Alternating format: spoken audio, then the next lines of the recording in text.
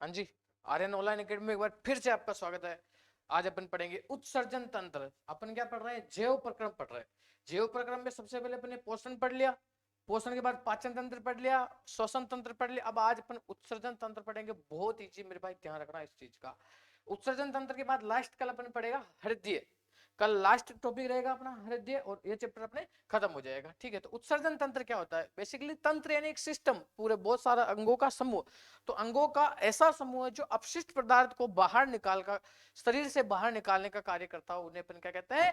उत्सर्जन तंत्र। ठीक है, इसकी परिभाषा कैसे लिखोगे कि अंगों का ऐसा समूह जो शरीर से अपशिष्ट पदार्थों को बाहर निकालने का कार्य करता है, उसको अपन क्या कहते हैं? उत्सर्जन तंत्र। और जो अपने उत्सर्जन अंग होते हैं वो बहुत सारे होते हैं। त्वचा होती है, त्वचा से आपको पता है पसीना निकलता है, ये भी एक अपशिष्ट पदार्थ है।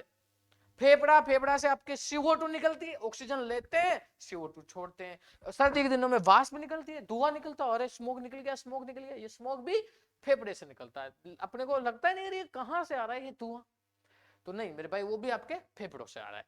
बड़ी आंत, बड़ी आंत भी आपके क्या होती है? उत्सर्जन अंग का काम करती है।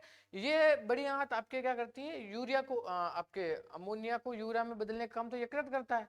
ठीक है, तो बड़ी आंत आपके अपचयी भोजन को उत्सर्जित करता है ना। अब जो पचा हुआ भोजन ही उसको ये बड़ी आंत कहते हैं, तू चला जाए यार, मेरे को जरूरत नहीं है। ठीक है, तो अपचयी भोजन भोजन को बड़ी आंत निकाल दे।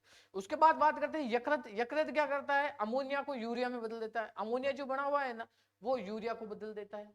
एक बात आप ध्यान रखना कि जो यूरिया है ना, अगर अपने शरीर से थोड़ी देर 3 घंटे तक नहीं निकला, तो वो यूरिया वापस अमोनिया में बदल जाता है। उसमें से सड़ी गड़ी गंध आने लग जाती है। अपन कभी कभी देखते हैं ना कि बाथरूम में, रेलवे स्टेशन पर, रोडवे स्टेशन पर बहुत सारे बाथरूम होते हैं, उनके उनके अंदर यूरिया उनकी अमोनिया की बदबू आती रहती है, बहुत बदबूदार।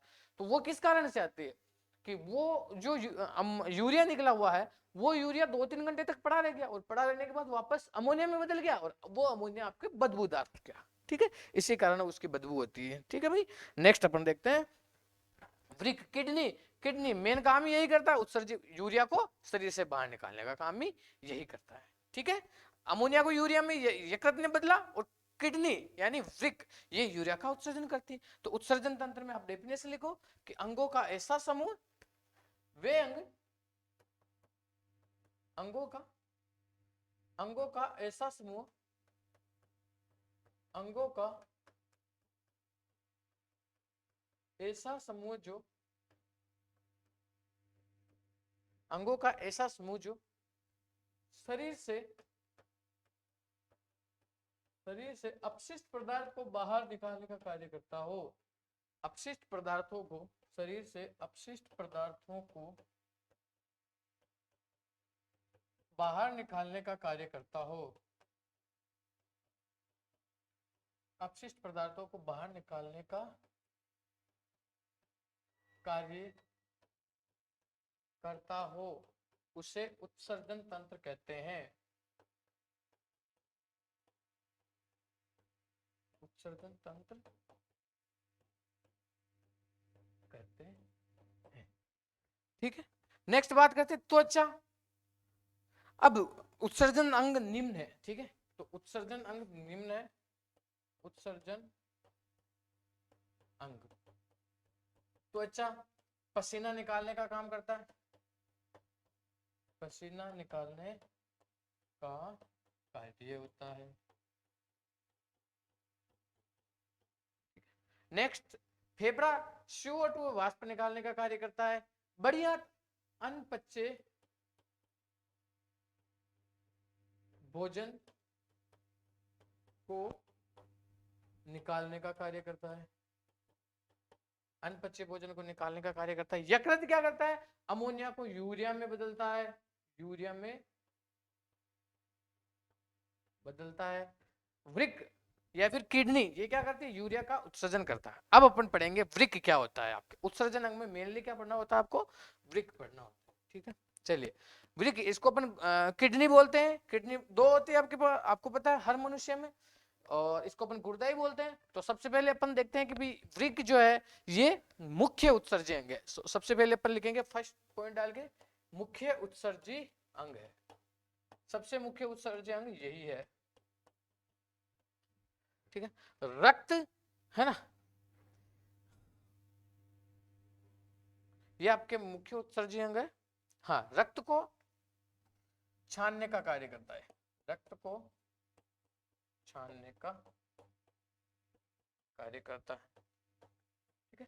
और पेशाब का उत्सर्जन करता है, पेशाब का क्या करता है, ये उत्सर्जन करता है। इनकी संख्या 2 होती है, बाहर 140 ग्राम होता है। और ये इसकी मुख्य इकाई क्या है, ध्यान रखना, आप लिखना कि वृक्क की मुख्य इकाई, वृक्क की मुख्य इकाई नेफ्रॉन होती है। वृक्क की मुख्य इकाई क्या होती है मेरे भाई, नेफ्रॉन होती है, ठीक है। तो वृक्क अगर आपके एग्जाम में है कि भाई वृक्क का नामांकित चित्र बनाकर वर्णन करो या फिर वृक्क का सचित्र वर्णन करो, तो आपको सबसे पहले लिखना है, फर्स्ट पार्ट में मैंने जो लिखाया है वो, ठीक है। उत्सर्जन अंग किसे कहते हैं, तो अंगों का ऐसा समूह जो शरीर से अपशिष्ट पदार्थों को निकालने का कार्य करता हो, उससे उत्सर्जन अंग कहते हैं। उसके बाद उत्सर्जन अंग कौन कौन से वो लिखने हैं, त्वचा, फेफड़ा, बड़ी आंत, यकृत और वृक्क। उसके बाद आपको ये लिखना है कि वृक्क हमारे शरीर का मुख्य उत्सर्जी अंग है, अतः इसका वर्णन निम्न प्रकार से है। तो इसमें लिखोगे वृक्क, और ये मुख्य उत्सर्जंगी है, रक्त को छानने का कार्य करता है, पेशाब का उत्सर्जन करता है, इसकी संख्या 2 होती है, इसका भार 140 ग्राम होता है। वृक्क की मुख्य इकाई क्या होती है, नेफ्रॉन होती है। ये आपको सही नहीं दिख रहा है तो इसको आप लिखो नेफ्रॉन, नेफ्रॉन,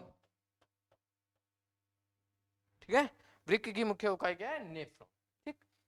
अब इसका सचित्र वर्णन करना है, तो इसके अंदर अपन इस डायग्राम को देखो, और मैं आपको एक डायग्राम बनाना सिखा देता हूं एक बार आपको, ठीक है। अतिवृक्क, तो सबसे पहले आपको इस प्रकार से 2 टहनियां बनानी है, और ये जो चीज दिख रही है आपको इसके ऊपर, ठीक है, इसको अपन क्या कहते हैं, अधिवृक्क, क्या कहते हैं, अधिवृक्क, ठीक है। और ये भी आपके क्या है, अधिवृक्क है। इसको मैं कलरफुल बना दूं आपके लिए, इच्छा रहेगी। ये जो चीज दिख रही है आपको क्या दिखती है, ये जो क्या है आपके पास, अधिवृक्क है ना। इसको थोड़ा सा अपन मोटा कर लेते हैं, ठीक है। ये आपके रेड रेड कलर में क्या है मेरे भाई, अधिवृक्क,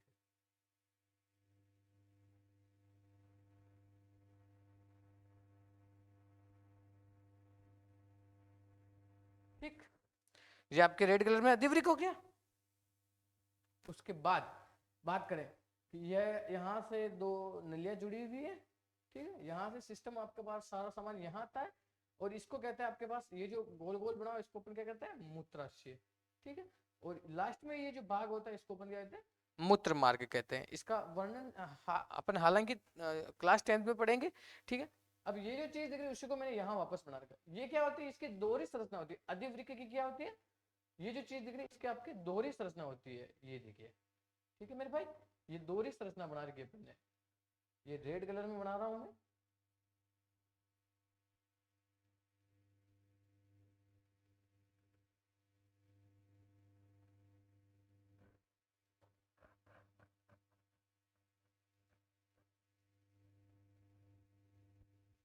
ये दोहरी संरचना। तो बाहर, और जो ये मेन ये मुख होता है जहां से प्रवेश करता है ना, यहाँ से ये मुख, इसको अपन क्या कहते हैं, रेनम हाइलम, क्या कहते हैं मेरे भाई, रेनम हाइलम। और ध्यान रखना अधिकतम जो सांद्रता वाला भाग ये होता है हमारे शरीर में, जो पेशाब वगैरह रहता है वो अधिकतम यहाँ पर आपके एकत्रित हो जाता है, ठीक है। और जो बाहर वाली परत होती है उसको अपन कार्टेक्स कहते हैं, क्या कहते हैं, कार्टेक्स।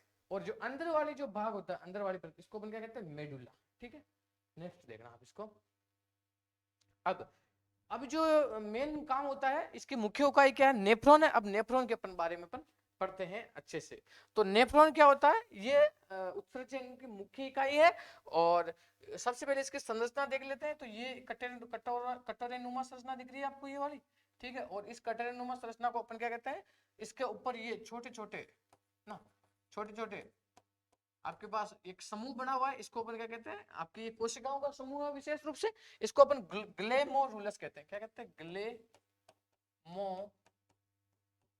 इसको ग्लेमोरुलस कहते हैं, ठीक है।